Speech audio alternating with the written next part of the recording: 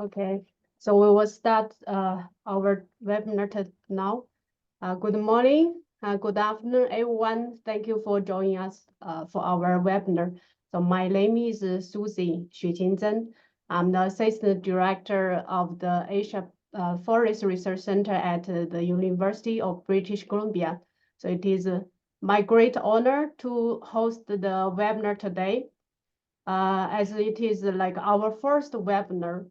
Before we start today's webinar, I would like to also give a short introduction of the Asia Pacific Forest Education Coordination Mechanism, AP-FECM webinar.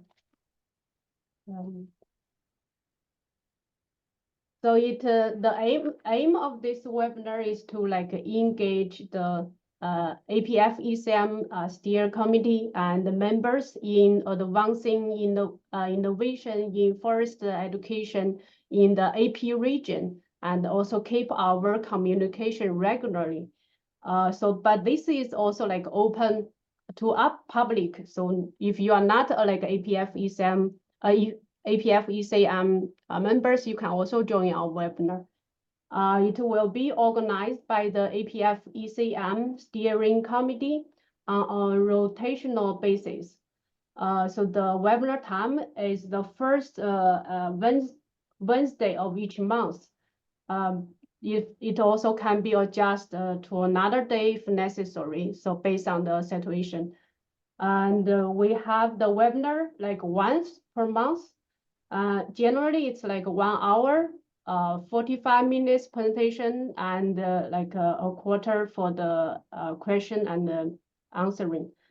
And the topic of this seminar can be broad issues in the regional forest industry or forest education. So we will post our webinar information on our website, and also our recording, we will also upload to our website. Okay, so today our speaker is Dr. John Innes. So I guess most of our audience already know him. So he's a professor and a former dean of the forestry faculty, and holds the Forest Renewable BC Chair in Forest Management at the University of British Columbia.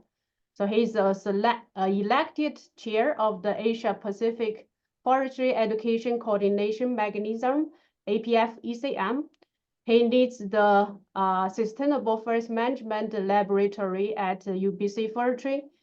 His lab is interested in all aspects of sustainable forest management, particularly the application of the principles of sustainable forest management to real-world situations. He is closely involved in many international projects in China and also elsewhere. He used to work in UK and Switzerland in the past, so he's interested in how management practice are changing in different countries in response to international issues such as the conservation of the biodiversity and climate change. He received many important awards due to his outstanding work, including the UFO Scientific Achievement Award, BC Premier Award, Innovation, International Forestry Achievement Award from the Canadian Institute of Forestry. The most well-known award he received was the Nobel Peace Prize as a contributor to the Intergovernmental Panel on Climate Change, IPCC, in 2007. So I feel very happy and appreciate that John can offer the talk today. So the topic is very, very interesting. So I look forward to what John will share with us. So, okay, so let's welcome Dr. John Innes to give his talk. John, please. So I will close my sharing.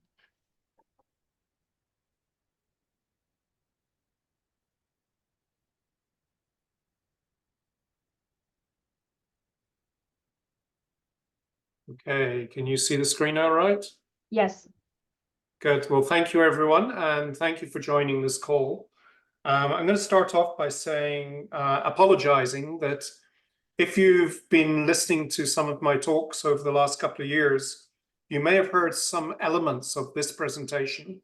However, the main thrust is new, and because what I wanted to do is actually combine what has become a very big issue in British Columbia, namely the preservation of old-growth forest, with the question is, how do we go about teaching about old-growth forests when we're dealing with such a polarized situation? A lot of this is my personal reflection, and I'll be talking about some of the things I believe is going on. Others would disagree, so this is not a faculty-wide view. And this is actually one of the issues that I'll be talking about in terms of how do we go about teaching this sort of material. The other thing I wanted to just put to one side right at the beginning is, for many of you, some of what I'm going to be saying will be very strange. And that is because Canada has a very different governance system, legal system, and police system to many of the countries that you are from. And I think that if some of the actions that we have seen here had taken place in some of your countries, the reactions might have been very different. There's also a very different context for the universities and for the individuals in universities.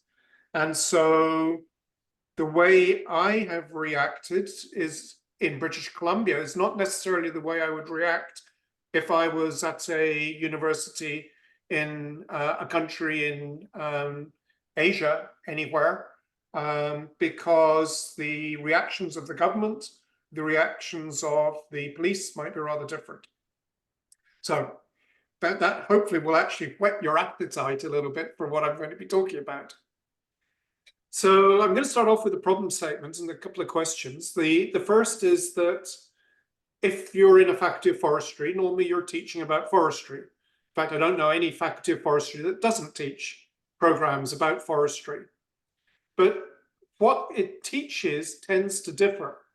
And so in Europe and some other places, forestry tends to focus very much on how to grow trees. In Canada, because we have such a large forest area, when we teach forestry, in the past, it has tended to be about how we cut them down most efficiently. There's been much less emphasis placed on how do we regrow the forest afterwards. Because of that, we have really focused very much on the things like the economics of harvesting.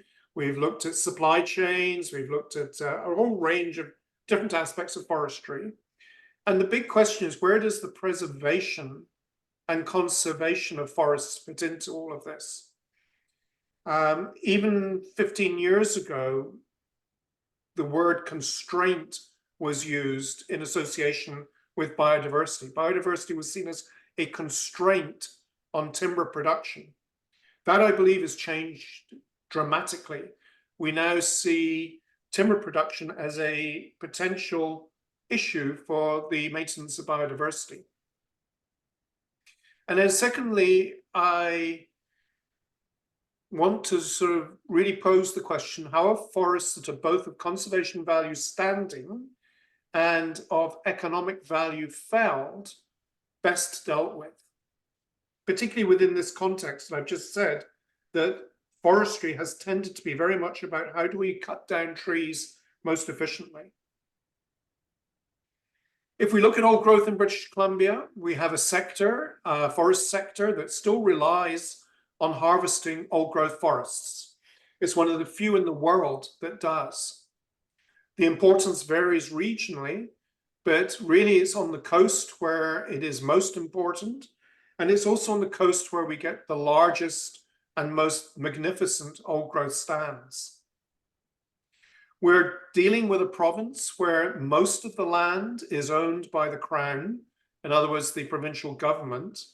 and it's managed by the province through a licensing system that's evolved over the last 75 years and really is a mishmash of past policies that have really accumulated. And I've often said the best thing to do with it is to actually throw the whole thing out and start again.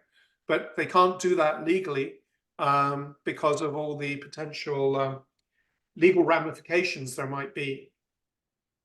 We also have on the coast a lot of sawmills that are really quite specialized. They are equipped for dealing with very large logs, namely old growth. And so when we talk about how maybe the industry could switch to cutting secondary forest, they will often come back to us and say, well, we don't have the right equipment in our mills. However, that's an issue really about economics and business economics. In the USA, in the Pacific Northwest, when they stopped cutting old growth, the mills adapted and started using secondary forest. And this is the sort of place that we're talking about. This is a coastal cedar mill. This the sort of product that comes out of it, very high value often, particularly the cedar. And you can see here the sort of harvesting that we're talking about in British Columbia. In the whole of the province, there's round about 150 hectares of secondary forest and 55,000 hectares of old growth harvested annually. So 55,000 hectares, that's quite a large area when you actually put it down on the ground. A lot of that is in the north interior and the south interior, but where it is really important is on Vancouver Island, where it actually outnumbers the younger forest harvest, the old growth harvest, and also on the coast in general, where it's more or less equal to the secondary forest harvest. In terms of employment, this is where we often see numbers being bandied around, but there has been a decline in employment in the British Columbia forest sector. If we had more up-to-date information, which is not available, curiously, we would actually see an even bigger decline that has occurred in the last 4 years. But essentially, we are talking about a significant number of jobs, particularly in rural areas. Now, you might think that those jobs would be defended by our members of parliament in the legislature here in British Columbia, but the majority of those individuals actually come from urban areas rather than from rural areas, because most people live in urban areas, and so that's where the electoral ridings are. And so we often find that our members of the Legislative Assembly, as they're called, have actually very little understanding or knowledge of forestry, and very often are responding to the concerns of their constituents because they want their constituents to re-elect them. And those constituents often base their information on what they read in social media and elsewhere, as I'll show. In terms of old growth, it's always been an issue in British Columbia, but we have seen periods when it's been more important, then it declines, and it comes back again. And right now we are in a period where there is a lot of interest, and that's primarily because of claims from a number of environmental campaigns that have suggested that there is less than 3% of old growth forests left. Our government disputes this, but it really depends on how it's defined. And the government actually has a definition. It's based on the age of the trees present, as determined by aerial photographs, which is not a particularly good way of assessing the age of trees, as some of you will know. In the forests in the wet coastal and wet belt interior regions, we consider old growth to be anything with trees that are more than 250 years old. And in the dry interior, where we have a lot of fires, it's considered to be anything with trees more than 140 years old. So very clearly, this is the sort of thing that we would talk about. This is old growth coastal western hemlock forest, very large, tall trees. The trees are 70 meters or so. They've got huge diameter. They are magnificent, is the only way to talk about them, but they are also extremely valuable from a forestry perspective. Again, here is an old growth hemlock Douglas fir forest on Vancouver Island. You can see how these big, tall stems, no branches, it's lots of clear wood. They are ideal for the forest sector. However, they are also admired by hundreds of thousands of people. This particular place is one called Cathedral Grove, which is very famous as a site of old growth forest. In our interior, we have similar types of forest in what's called the wet belt, which is on the edge of the Rocky Mountains, where we have high rainfall area that results in cedar and hemlock forest, again, with very large trees, very tall, and considered to be extremely attractive, but also extremely attractive for the forest sector, the logging. And here we would have a different type of forest. This is old growth, but it's high altitude. And most people don't think about this when they're thinking about old growth. However, it is actually one of the most abundant types of old growth in the province. And we also have unusual types, such as this shore pine forest. It's a form of lodgepole pine. This is in a hypermaritime, so ultra wet area. It is so wet that proper forests can't grow.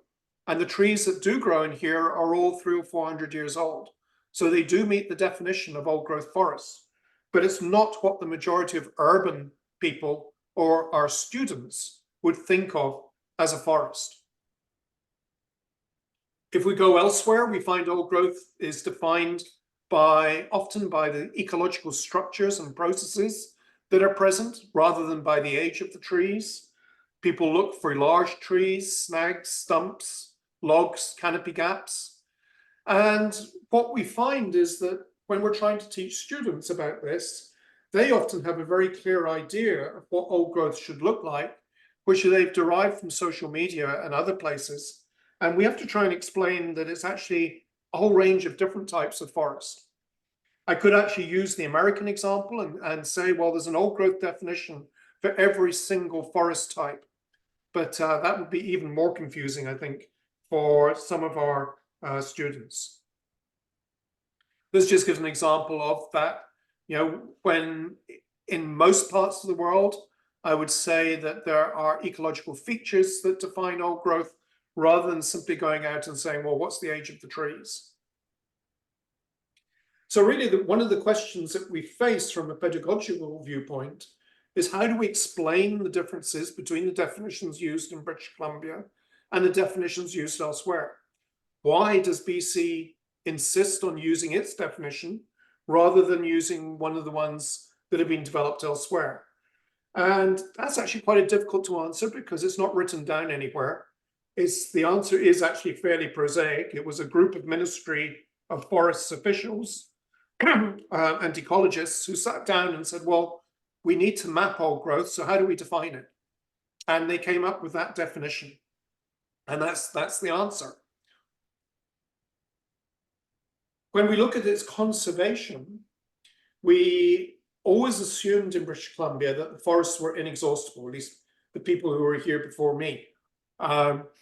So for a long time, people said, well, we can keep harvesting because by the time we've gone all the way up to the north, the trees in the south will have regrown and we can start again at the bottom. However, there were changes afoot, and in the late 1990s, we saw the government introducing some attempts to try and create some conservation reserves. It set aside quite a few reserves. It's established a forest practices code. And this was partly in response to threats from Europe to boycott timber from British Columbia. It was also a response to public protests that occurred in Clayoquot Sound in 1993, which resulted in the biggest or largest number of arrests of any event in Canada up to that point. It also resulted in something called the Clayoquot Sound Scientific Panel, which the government of the time established to try and sort through some of the difficulties that I'll be talking about as we go through this presentation. And you can see here, this was some of the protesters in Clayoquot Sound in 1993. Interestingly, many of their children are now students at UBC and elsewhere. I'm not sure if any are in forestry faculty. I think there's at least one.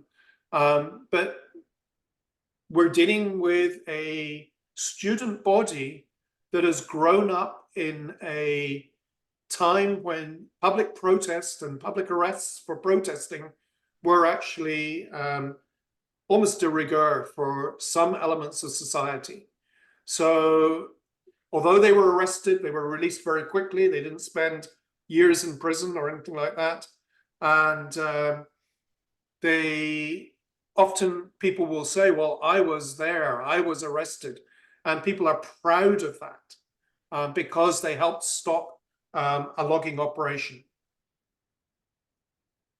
So where are we? What we now see is that there are areas of huge conservation value, and they're particularly the valley bottom forests with the very large trees. Unfortunately, these are also the areas that the forest industry is most desire or wants to get after the most.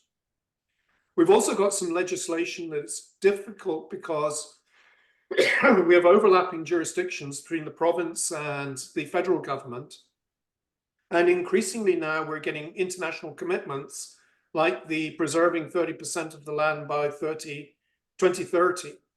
And so politicians go out and they sign these wonderful proclamations at the COP meetings elsewhere, the Bonn Declaration, the New York Declaration, and all the rest.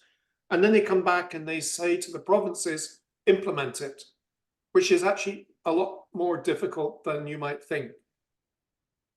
Another thing that has actually changed the way we're looking at a lot of this is that British Columbia was the first province in Canada to sign on or to accept in legislation the United Nations Declaration on the Rights of Indigenous Peoples. And that, as you'll see, has added a lot of complexity to understanding how we go about managing our forests. The reason that they are of such high conservation value is that we have a lot of birds, animals, and other organisms that are dependent on them, such as the marbled marlet, or the sooty grouse, or northern saw-whet owl. This is a subspecies only found on the Haida Gwaii Islands of British Columbia. Pileated woodpeckers, much more common, but they require very large trees, typical of old growth. And then we have species like caribou that are dependent on alpine old or subalpine old growth, particularly in winter. We also have 6 salmon species that are, people would think salmon maybe is a sea fish. It's not. It's basically a freshwater fish that spends most of its life in the sea, but it comes back to forested streams to breed. And we have a whole lot of other organisms like grizzly bears that depend on those salmon. We know that the grizzly bears, the salmon, the forests are intimately connected. And just one last wildlife photo. We have a wolf species that occurs on the coast that eats fish, eats salmon, eats crabs. So it's very, very unique. It's a subspecies, it's not a species in itself. And so when people talk about our coastal forests, particularly our old growth forests, they also have at the back of their mind how important they are for biodiversity. So I mentioned the government had actually done some work trying to actually look after old growth.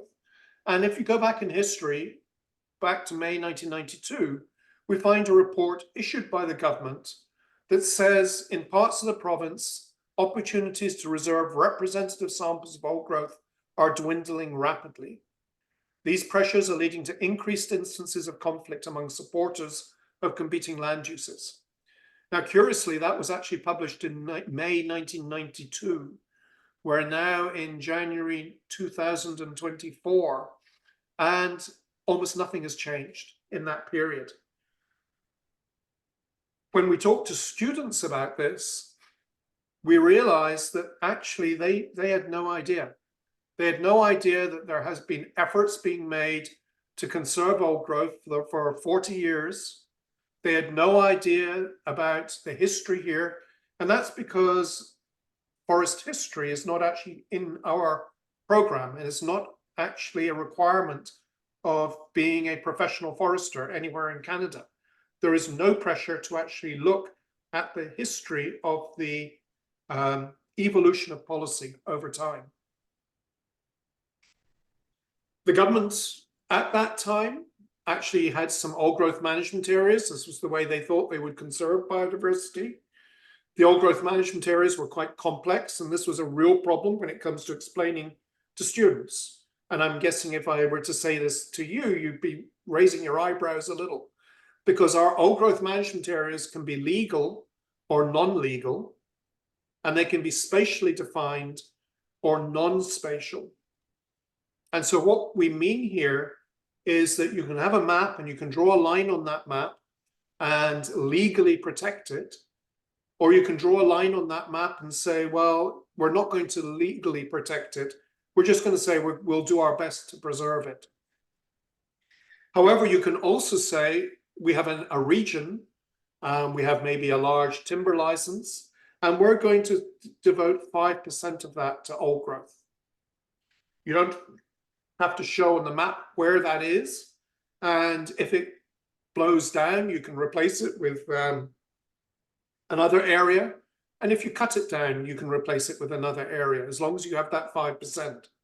So there is quite a lot of confusion as to exactly what these mean and whether they actually have any value at all. It's a little more easy to explain about our legislation in the Great Bear Rainforest. This is often held up as an example about how we balance the different demands on a resource.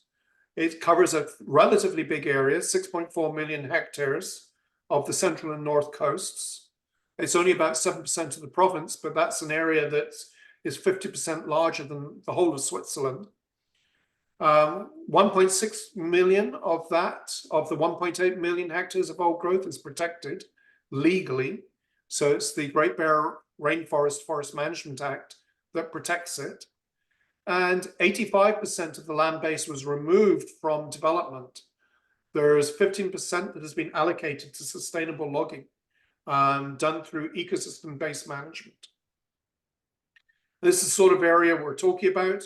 In the foreground, we have secondary forest. In the background, you can see a number of dead stems, and this is really the old growth forest that we would be so concerned about. And it has some pretty special organisms as well. It has a variant of the black bear that has a mutant gene which makes the black bear white, like this one here. It's just a genetic variation. It's not an official subspecies. So a female white Kermode bear can actually produce black cubs that look perfectly normal black bears. Or it can produce one cub that's white and one cub that's black. The area has been recognized. It was Canada's contribution to the Queen's Commonwealth Canopy. Those of you from Commonwealth countries, if there is anyone on this call, like Australia, or which I know there's someone, or Malaysia, you also have forests that have been nominated as Queen's Commonwealth Canopy forests. And this was just the ceremony that was used to open it. They didn't actually have some curtains they could draw. So you can see in the middle, they actually hung someone's jacket over it. So it was an improvisation for a curtain raising ceremony. Despite all this, you know, we have this Great Bear Rainforest, we have our old growth management areas, although they're rather dubious. We've had a lot of concerns continuing. And when we see pictures like this of old growth cedar being logged, people start asking questions about why was this really necessary? That tree is actually shattered when it was felled. You can see it's also got a lot of rot in it. It's probably not a great deal of value in that tree, yet it's been cut down. It's not just been cut down by any logging company. This was actually part of BC Timber Sales, which is a government organization. So the government basically was responsible for this falling.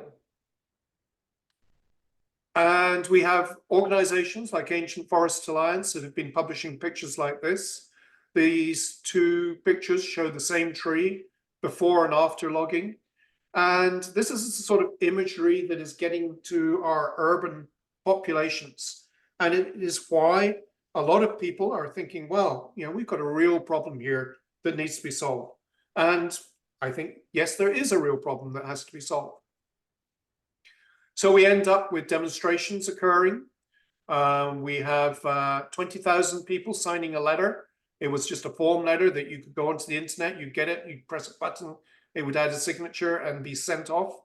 But essentially, strong feelings within the province from many urban people, particularly, that we need to protect our forests. We need to do more about it. I should say there were actually similar protests occurring in rural communities from the forest workers and forestry communities, which were basically saying the opposite, saying, allow us to harvest our forests. So from a pedagogic perspective, is where do you actually position yourself in all of this? Should we try and rebrand forestry as about growing trees and really as foresters being the saviors of the old growth? Or is it too late for that?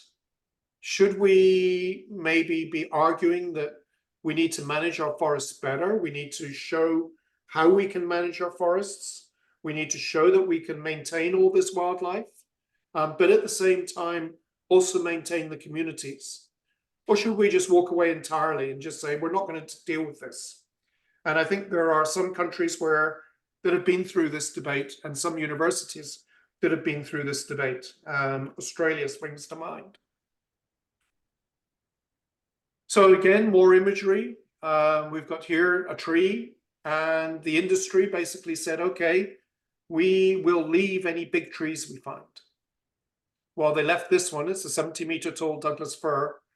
They clear cut everything around it. And that photo actually prompted changes in legislation. And so we had the special tree regulation developed in 2020. And it was basically ensured that certain trees would not be cut, damaged, or destroyed. And any trees in the immediate vicinity, so a 1 hectare buffer, would also be protected. However, the government put a limit on the number of trees that would fall under this regulation, and they limited it to 1,500. So one of the things that has been done is that in our Faculty of Forestry, we maintain a register of the largest trees of the province. And that's where most of these trees are actually detailed. So there we're beginning to see, okay, Faculty of Forestry moving more towards conservation. For many people, this wasn't enough. We saw more and more protests. And really, a big flashpoint that occurred was in a place called Fairy Creek on Vancouver Island. It was led by an organization called Rainforest Flying Squad, which is an environmental organization. And they essentially blocked a number of roads. And you can see here this road being blocked. This was actually an early blockade. So they haven't got logs across the road or buses parked at right angles. It would be very easy for a logging vehicle to go through here. But essentially, Fairy Creek became an issue. And you can see here, this is something more sophisticated. Someone sitting on a tripod. You can't just drive a truck through that because you would injure the individual sitting there. Very often they would attach themselves with chains or whatever. There are a whole lot of techniques that have been developed to actually make it as difficult as possible for either a logging company to remove someone, which would actually be illegal, that would be considered an assault, or for the police to try and remove them. You can see here this confrontation between police and demonstrators, protesters. Again, it's not a picture you might see in some countries that are represented here tonight on this webinar. So where did others stand? We had obviously environmental groups saying we want to stop old growth logging, and Fairy Creek provided that focus. The government had actually authorized logging there in the first place, so we know where they stood or stand. The logging company was one called Teal Jones, and it owns the right to harvest the trees in the area, and it had the approval of the government to do so. It was working closely with the First Nation whose territory Fairy Creek was in, which was actually quite interesting. So the First Nation, the elected government, had said, we're okay with this because there was a revenue sharing agreement. It went to court. The courts upheld the government and the logging company, and they actually issued an injunction forbidding protesters to block access roads. So the police, in theory, should have then gone and removed the protesters, or at least made it possible for the logging company to go and operate. At the same time, we saw several communities expressing concern about if there was some sort of, if old growth logging was stopped. So many communities with sawmills or where loggers were based were basically concerned about this. We saw Teal Jones saying, well, we will do what we are allowed to do in law. We will also work with the Patchadut First Nation, whose territory they were operating in. At the same time, we saw many academics around the world joining letter writing campaigns, urging the government to stop the logging. And we saw a lot of support coming in from the protesters, from not only within Canada, but from other parts of the world, particularly the United States, to the extent that they were being supplied by helicopter each day with food and everything else. So a very sophisticated protest. It's not like simply a bunch of students standing in a road trying to block things. This was very well organized and very well funded. So we had people like the mayors of one of the forest-dependent communities, Port McNeill, Gabby Wickstrom, expressing concerns about the socioeconomic impacts if old-growth logging were to be halted, at the same time as we had environmental groups saying we have to halt immediately. The police moved in. They did actually enforce the injunction, and they started arresting people. And in the end, I think over 1,000 people were arrested. So this became the second law, or it became the biggest series of arrests associated with a single event after Clayoquot Sound. So the two biggest events have both been associated with demonstrations to stop old growth logging. You can see here, this was a full page advert carried in our national newspaper. Just giving an example, this was more than just a bunch of young people or students protesting. This was actually a very well organized campaign, very well funded, and national newspapers were actually carrying the sorts of pictures I showed you earlier. So one of the questions that arose was whose land was all this occurring on? And this presents a problem if you're trying to teach this, because we have to decide where we stand on this. The blockades occurred on what is known as Crown land, so land owned and managed by the provincial government. However, we always start presentations with land acknowledgement that acknowledges that we're on the traditional, ancestral and unceded territory of particular First Nations, in this case, the Patchadut. The Patchadut are currently in treaty negotiations, and in that negotiation, they will actually gain ownership of an area of land, but it will only be 1,800 hectares, which is a tiny fraction of their total territories.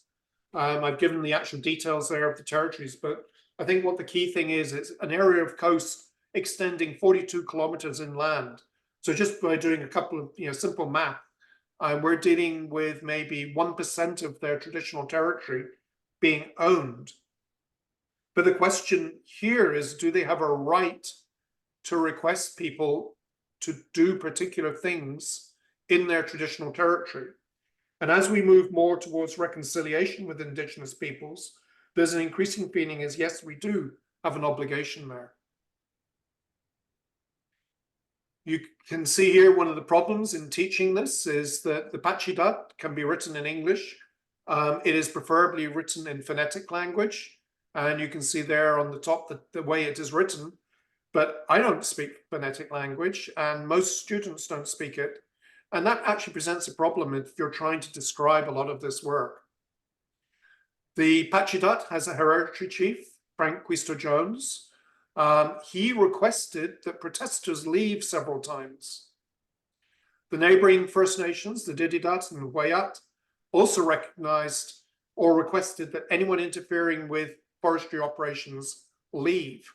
So we have a situation where we have the province that has said that it is illegal for protesters to block the roads.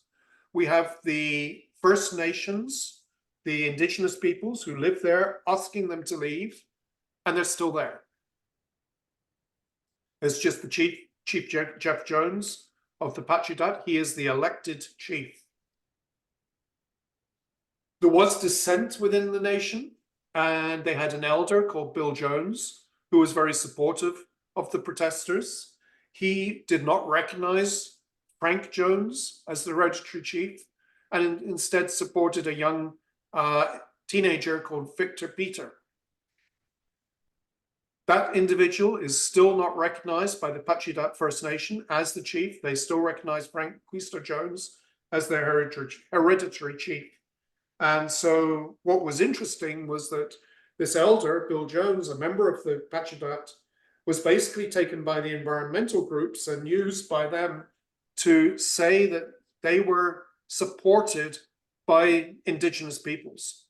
In fact, they had been asked to leave by the elected governments and also by the hereditary government of the nation. The neighboring First Nation, the Wayat, was also very much feeling things need to change. We cannot have people like these protesters on our lands. They asked them to leave, they didn't. And you can see there a picture of their chief, which is Robert Dennis. I'll come back to him towards the end of this presentation. So where did others stand?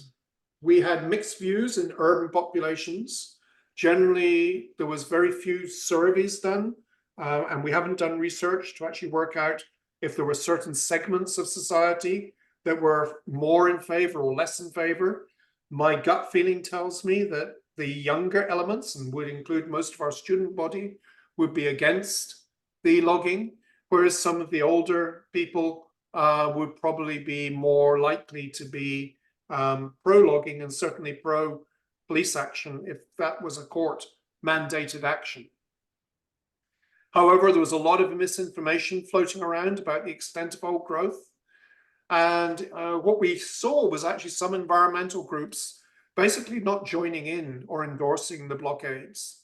And there's a quotation from someone who's got a very similar name to me, but is no relation, Andrea Innes, who said, I think we can probably all sympathize with the complex situation that the Pachidut Nation is facing.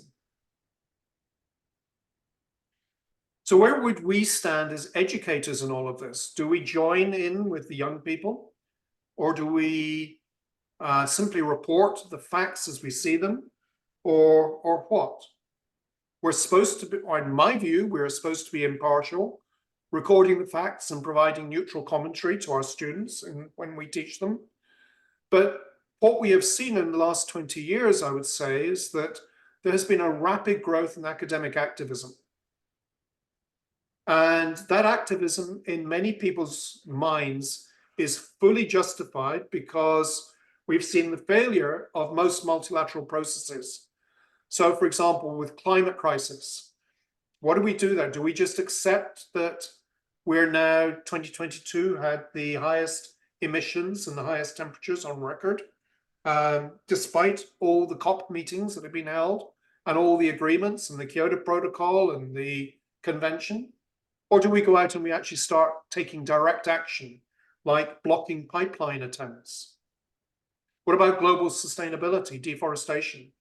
And so I think what we're seeing are more and more people who are saying, I'm an academic, I'm an expert in this subject, I'm allowed to have a view, and I'm going to have that view taken out into the world. We also saw celebrities jumping in on this. So these are all people who you may never have heard of, although some of you, I'm sure, have heard of Greta Thunberg, the young lady who has been talking on climate for quite a long time. Neil Young, a very old rock star. Bryan Adams, a slightly less old rock star. Margaret Atwood, a rather old novelist, and I think Nobel Literature Prize winner. And you can see more than 100 notable Canadian international musicians, scientists, actors, Indigenous leaders, authors, environmentalists signing on to letters. And this has become quite a trend. And so there's another one just more recently regarding the definition of forest degradation. And there's a lot of pressure on academics to sign on to these letters. And I came under that pressure as well. So do you sign on basically saying we want you to, a government to take action in a particular area?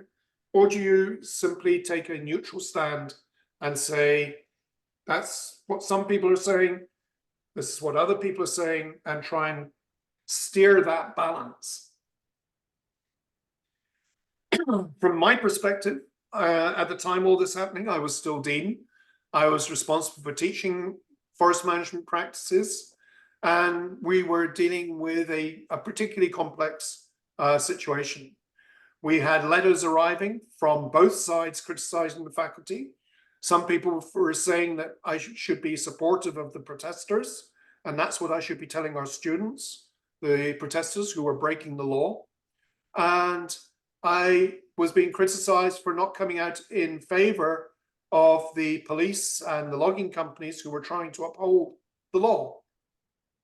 And that really poses a question, at what point is civil disobedience justified? And I did say at the beginning that, you know, these questions maybe would not be asked in some of the countries that there are people from. However, some of my colleagues did jump in. We had here, you can just read, Old Growth Defenders have a formidable ally in Suzanne Simard. That was one of our faculty members. From my perspective, as both a dean and a professor trying to teach about this, I chose to write a letter to our students, staff, faculty members, and alumni, which was circulated to them. Not surprisingly, that letter, which explained why I was taking a neutral position, got beyond the audience that it was intended for. There's no such thing as a letter going to electronically that is going to be restricted. As soon as it goes out, it's going to basically get beyond the intended audience. What did surprise me was that an online newspaper took the letter and published it in its entirety without contacting me. They didn't seek my permission. They didn't inform me that they were publishing it. What was interesting was that they also sought a rebuttal from a forestry academic, and they chose a guy called Michael Paul Nelson from Oregon State University. He starts off his letter by saying that he had just applied for the position of Dean of Forestry at UBC, my position that I was stepping down from, and that he had been rejected by the search committee. So one might think that maybe there was a certain conflict of interest there. So he wrote a critique. It was published alongside mine. And then he actually posted both letters without informing me, without asking my permission, on ResearchGate, which I'm sure some of you are familiar with. And it's there still. I had a look yesterday when I was preparing some of this presentation, and that the material is there. Again, without having asked for my authorization or anything else. Interestingly, Nelson is responsible for teaching ethics at Oregon State University. Let's move on from there. We have seen actually some developments. So prior to the protests at Fairy Creek, the government had commissioned a report on the future of old growth forests. There were two individuals that are involved in it, Gary Merkel and Al Gorley. They were tasked with consulting widely and coming back with recommendations. And these are the guys, Gary Merkel, Al Gorley. The report they produced was a strategic review on how British Columbia manages its old growth forests, and it made 14 recommendations. I won't go through them all, but they were to engage the full involvement of Indigenous leaders, to declare conservation of ecosystem health and biodiversity as the overarching priority, not timber production, to adopt a 3-zone management framework similar to Triad, to defer development of old forests if they were at risk until a new strategy was developed, to implement new policies and strategies for the management of old forests, and to support forestry workers in transition. It was considered to be a pretty balanced report. The government actually accepted all 14 recommendations. The first thing that happened was the establishment of a technical advisory panel, and this was to actually identify the areas that needed to be deferred. So what they were doing was saying, we will identify the priority areas, we'll put a line around these and say no logging permits will be issued, or no new logging permits to be precise, will be issued in these areas till we decide how we are going to look after our old growth in the province. There was a lot of controversy about that report. Some of the panelists continued to maintain that there was less than 3% old growth left in the province, even though their report showed that there was more. The maps they produced were quite dodgy in some cases, and that was really because of the poor state of forest inventory in British Columbia. And really, we don't have a good idea of what there is and where it is. So when we look at what was deferred, it turns out that 11 million hectares of the province, of the 56 million, is considered to be old growth. And 3.5 million is already legally protected. So 3.5 million hectares, that's a pretty substantial chunk of forest. There was a recognition that some of that was actually alpine forest, which is not what people are interested in. So there was a division into different types of old growth. And you can see there 6.2 million of it, so just over half is big treed old growth. So this is the one that the forest industry is so interested in. 2.1 million of that was already protected, and a further 1.7 was deferred, with some logging being allowed in the rest. 0.8 million hectares was considered to be rare. Of that, 0.3 was already protected, and the rest was deferred. And similarly with the ancient old growth, as the really old growth, there was 0.6 million hectares of that. Some of it was already protected, about a third, and the rest was deferred. So the rare and the ancient, these really high priority, all of it was deferred from logging permits. When we look at the general pattern, what we see is that actually logging has been decreasing. Old growth harvesting has decreased 40% in the last 5 years. It has continued, and this has been a source of continued protest, because there are areas that were scheduled for logging, and these were not included in the deferrals. Although anywhere that BC Timber Sales, the government organization, had scheduled for logging, they were stopped. What we've also seen, which makes it complicated, is the rise in the influence and the need to consult our Indigenous peoples, our First Nations. And this comes from a legislation that was passed in the province called DRIPA, the Declaration on the Rights of Indigenous Peoples Act. Most First Nations never signed a treaty with the government, yet they are accorded rights in the Constitution. Many of them are actually negotiating treaties currently, and this creates a huge amount of uncertainty. However, I think what we have seen in the last 2 years is a recognition that we do need to consult much more, and that First Nations, Indigenous peoples, will play a far greater role in the management of our forests.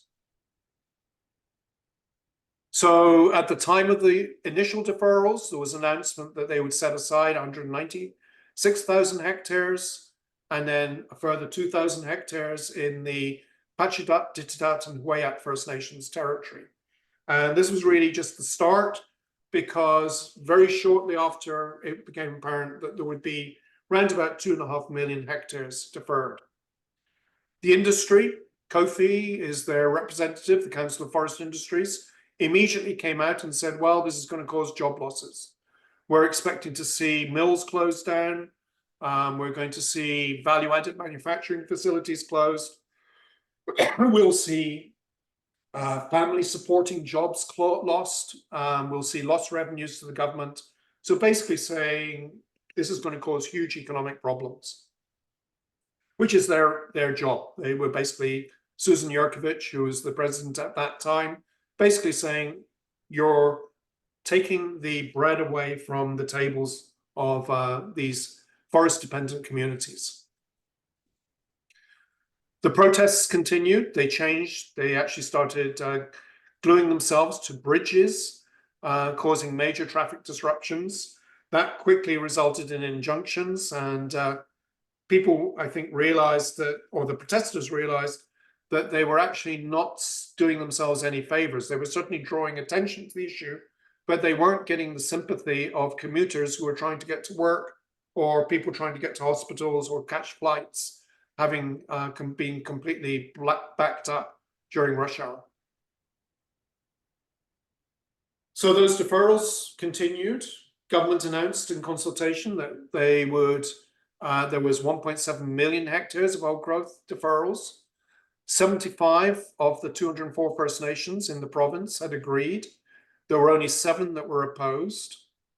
And the forests most at risk of irreversible loss, 1.5 million hectares of that had been protected. First Nations, however, were making expressing their concern. And here again, we have this issue of teaching, because to what extent can we talk about First Nations?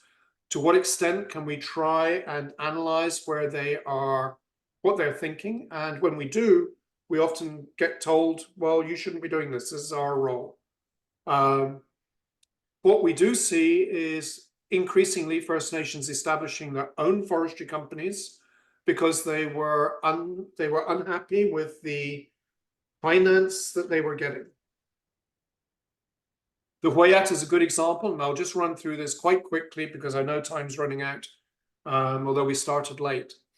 And this will then be the end of the presentation. The Wayat is a fairly small community, 850 people. They have traditional lands that they call the Hauthli. They've been there since time immemorial, in their words. This is just the border of their territory. They have 3 principles that they feel forestry should operate with. One is Isok, which is the respect for the people, the community, the natural world, the metaphysical world. The second is Uathak, which means taking care of present and future generations. And the third is Hishuk Masawak, which is the recognition of the interconnected, interdependent, and reciprocal relationships amongst people and the wider world. So this is their headquarters, their longhouse, and you can see there the size of some of the trees that they have used. And they have been very quick to say, well, if you stop old growth logging, how are we going to build buildings like this in our traditional style? Where are we going to get the wood to do the carvings that you can see there? Where are other communities going to get this? Because we export cedar from our lands up the valley to other First Nations that no longer have forest, and they are able to build their longhouses in their traditional style using the logs that we are generating. But you're telling us we can't cut them. And Robert Dennis, their chief councillor, really has been a very vocal proponent of the rights of First Nations to govern their own lands and to decide what is going to be harvested and what isn't. His attitude towards environmental protesters is that the First Nation has been managing their forest for the last 10,000 years. Who is anyone else to come in and tell them how to start managing them today? It's an example of just one of the old growth trees on the First Nations Hauthli. The Wayat actually refused to accept the deferrals recommended by the old growth technical panel. They said, you don't know our forest, we know it far better. We know what we want to protect, and that's what we're going to do. So they were one of the 7 that did not actually agree with the old growth deferrals from the technical panel. They've set up their own company, Sawakin Forestry, and that company is doing extremely well. They are actually developing a very sophisticated forest management plan. I would say it's probably going to be the most sophisticated in the province, probably in Canada. They're getting a lot of help from a lot of very interested people who want to see a way that we can actually move forward with forests, that we are balancing different views. We're not simply saying all our old growth forests should be protected. We're saying that it is necessary to protect the forest that is genuinely endangered, but other parts of the forest can be managed sustainably. The Wayat also actually, and they've basically been able to create jobs in an area that has no jobs. 44 members now employed. So what do we conclude from all of this? Old growth is a serious challenge. It has been for a long time. And if you're trying to teach forest management, it's an even bigger challenge, because you have to try and work out how do you steer between all these different interest groups. Those difficulties have been accentuated by the polarization of the community and the simplification of really quite complex arguments by the media. There's not so much you can get in a X, now formerly called Twitter, message about old growth if it's a complex argument. Yet that's where a lot of the information is circulated. We are running into huge problems with the lack of good data on the status of old growth forests and the uncertainty over who owns them. And from my perspective as a teacher, I would say that really the only way to steer through this is to try and work out relationships with the key players, understand what it is that is concerning them, and trying to understand their viewpoint. Interestingly, I was able to actually publish a paper together with Robert Dennis, the chief of the Wayat, on the evolution of Wayat's forestry. But that's a sort of relationship that takes time and effort. And if we simply react to what we see in the media and use that as our material for teaching students, I think the students will be misled. And I think we'll do all ourselves a misfavor. So I think we need to be really careful when we're dealing with these very controversial issues. I thought that would be a good way to start this webinar series, to actually explain how you can actually, talk about a particular subject and then relate it into how we teach about that subject, because it is complex and it can be quite upsetting if you're not fairly hard-nosed. I've received a lot of criticism for some of the things that we've said. And if you actually go to that letter, that I put out, you'll see what I wrote. If you go to ResearchGate, you can find the full letter. You won't find it on the faculty website. It was told, the university said you have to take it down because it was viewed as containing threatening language. Be interested to see if anyone actually reads it and can find that threatening language. Anyway, I'll stop on that point, and happy to take some questions if we've got time. Okay, thank you, Dr. Zhang Yinis, to offer us a great talk. So now we open the questions. If you 那就再等一等吧，我也想着那什么呢，一会儿可以那啥，那行吧，我知道你也挺忙的，那啥。我还在开会，我还在。Okay. Do you have any questions? So if you have questions, please unmute yourself directly and ask John directly. And if you prefer, you can also post your question in our chat box.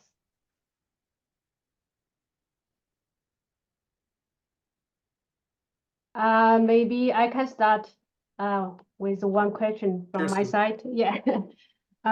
So you mentioned about the forestry history, it's very important for the student to all other people to understand the behind stories. So like from the UBC forestry side, do you know there are like some effort like for this to like inform students to get like more information about the history or the argues from both sides? Right. There is no course offered in our faculty on the history of forestry in British Columbia, or even on the history of forestry more generally. The Asia Pacific Forest Education Coordinators and Mechanism lectures that we do, the course actually has some stuff on forest history, but we don't have it as a requirement of our undergraduate population, which I think is really interesting. And there are no plans to have it. Okay. So there's a question from, I have difficulty pronouncing that name. I think it's Nhi. Yeah, from William Lee. Yeah, thank you. Yeah, please unmute yourself. Can you hear me? Yes, yeah. Yeah, thank you very much. First of all, I will say that this very good presentation and very many information very useful for us. You mentioned about the problem for pedology, but I would like to know further about forest fire management or something like that. Is it any problem in temperature in your standard? You have a problem with forest fire? I would like to know. And from that sense, how you teach the young generation to avoid that? Thank you. Okay, well, that's really a topic for another webinar. But yes, we have huge problems with forest fire. And last year was a record year in Canada and in British Columbia. We lost, I think, 20 million hectares altogether, roughly, in fires. And next year, or this coming year, fire season is expected also to be bad because we've had continued droughts throughout the winter. Although you wouldn't know it where I'm sitting right now, it's been raining for about 3 weeks. In relation to the old growth, the government actually has started asking questions along the lines of, if we preserve old growth, what do we do if there's a fire? Because we are seeing more and more fires, and how do we protect these old growth stands from fire? Some of the stands that were deferred from logging burnt last summer, and so they've gone.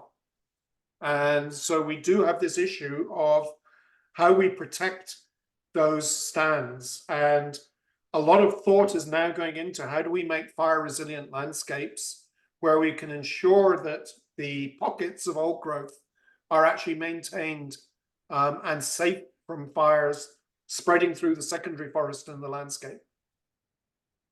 So it's really, I think the key here is large scale planning, but that's going to cost a lot of money. It's not being done right now. The government is talking about it, and they have introduced a new technique called forest landscape planning, but it's not going as well as they would like, is my understanding. Yes, thank you very much. Thank you. Yes. Okay, from our chat box. So I think it's Professor Wang. He want to ask how to reach old growth forest concept in the context in the heavily modified landscape in Asia. Okay, well, I think there's a couple of aspects to that question, because Asia's a big place. And we generally, when we're talking about old growth forests, it is most applicable in temperate forests, because that's where trees have an opportunity to get old. In the boreal forest, there's a lot of fires, and it's a fire-dominated landscape. And so we tend not to get very old forest ever. In the tropical areas, we do get older forest, but there people tend to talk more about primary forest rather than old growth forest. So a primary forest would be subject to disturbance. It has just never been logged. And so we're dealing with different types of environments. It is possible for old growth to become, or secondary forest to become old growth. I suspect if we were to go to areas in Asia that have been designated as old growth, we might find that at some point in the past, they had actually been cut. So maybe 1,000 years ago or 3,000 years ago, they may not have been forest. And so I think one of the big issues with looking at old growth is it is a dynamic feature. We tend to think of it very much as a static thing, but in the real world, old growth will decay, it will decline, trees will die, and there'll be regeneration, there'll be disturbances occurring. And to my perspective, it's more important to have a landscape where we have a diversity of stand sizes, including some old growth, than having the whole landscape old growth. So in Asia, I think what we would find is there are areas with older forest, areas with younger forest. We could actually start thinking about areas that we might want to set aside and try and encourage the development of more old forest. I think that would be possible in some parts of Asia, but probably not in others. Just looking at that second question. Where does retention forestry and alternative harvesting systems fit in? Are these more socially acceptable? The Great Bear Rainforest, I mentioned that they were allowing harvesting on 15%, and that is a requirement there. They do ecosystem-based management, which would be retention forestry or alternative harvesting systems. So the idea is a lot of that would be single tree selection, no clear cutting, so very different to what we have today. There are moves, and this is where if you remember the old growth recommendation, number 2, but there was also one that I didn't list, which is about changes in silvicultural practices. There is a desire that we move towards placing biodiversity as the primary goal of forestry in British Columbia. And there is, the wording of that has come out in the last couple of months. It's still a draft, but the idea there is that instead of looking at a stand and saying, okay, we're going to harvest this, how can we minimize the loss on biodiversity? We would move to looking at that stand and saying, this stand is important for biodiversity. Can we take any timber from that stand without damaging the biodiversity in any way? And so there's this change in approach that I think will result in a lot more retention forestry and alternative harvesting systems. And I actually have already got in one of my courses a very substantial part of it now is about ecological forestry, in very much along the lines of what Jerry Franklin has been advocating for a long time. So I hope that answers your question, Rod. Okay. Are there more questions for John?